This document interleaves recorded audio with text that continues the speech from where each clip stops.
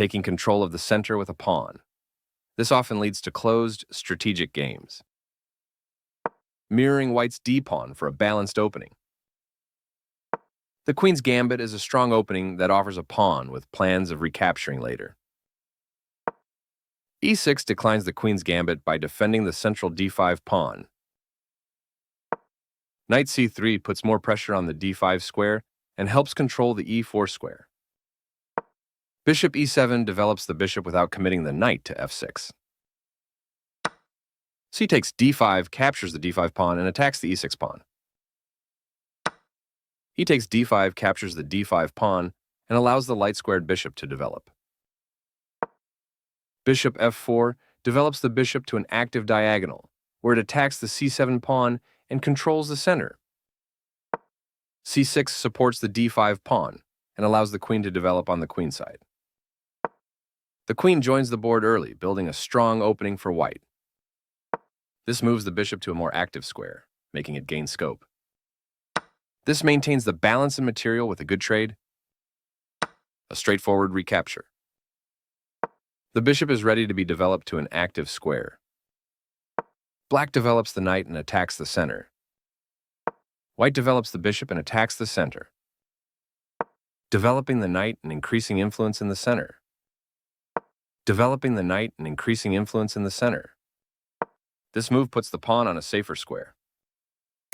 Castling gets the king out of the center of the board, while also developing a rook. Castling to the same side of the board is a more cautious approach. This is a fair move. That's not a mistake, but it's not the best move either. With the rook now developed as well, white has all pieces ready for action. This creates a pawn chain, linked pawns that form a strong structure, applying pressure to black's pawn chain. This is the only move that works. This is an equal trade.